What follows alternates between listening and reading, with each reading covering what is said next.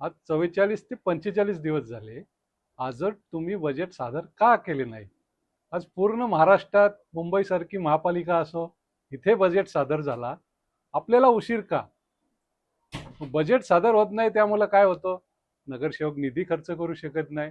महिला आपले महिला सभापती आहेत त्या खर्च करू शकत नाही. दिव्यांग समाजकारण जे बरेच बजेटमध्ये बरेच विषय असतात ते खर्चच होऊ शकत नाही. आणि हे तुम्हाला अडचण काय येतो? बजेट तर प्रशासन, मग याच्यात चुकी कोणाची आहे?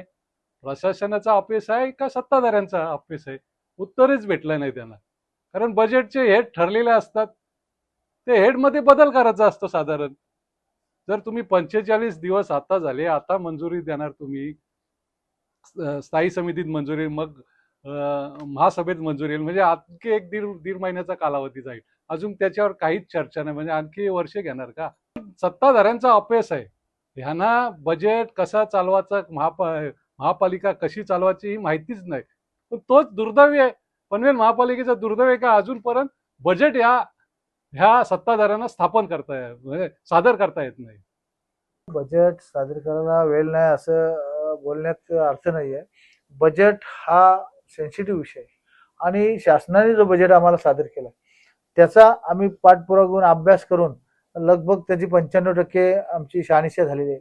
आता येणाऱ्या 2 दिवसामध्ये आम्ही त्या कुठल्या हेडमध्ये किती पैसे आहेत, कुठल्या हेडमध्ये किती, कारण हा जनतेसाठी उपयोग कुठे पण काय पण अनागोंदा कारभार या ठिकाणी चालणार नाही. कारण या ठिकाणी अनुभवी नेते आहेत, सगळे आमचे नगरसेवक आहेत. अनुषंगाने आम्ही हे बजेट एकदम जनतेच्या हितासाठी येणाऱ्या काळामध्ये लवकरात लवकर बजेट आम्ही मांडू.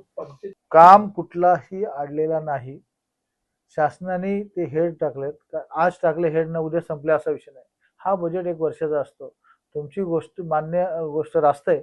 या ठिकाणी आम्ही प्रत्येक नगरसेवकाकडून आम्ही मागणी केली आहे.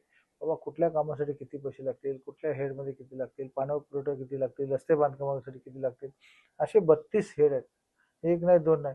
कारण आपण उद्याचे उद्या बजेट स्थापन करायचं असेल तर आपण असं घ्या आणि मान्य करा, ते तसं न होता आपल्याला जनतेच्या काय मागण्या आहेत, कुठं काय देता येईल, त्यात काय फेरबदल करता येईल, त्याचा सखोल अभ्यास केला जाईल आणि यात येणाऱ्या 2-4-10 दिवसामध्ये बजेट सादर केलं जाईल. जवळजवळ 4,000 कोटीचं बजेट होतं. 4,300 कोटीचं बजेट होतं. परंतु ते बजेट आयुक्त साहेबांनी हे केलं होतं, सादर केलं होतं.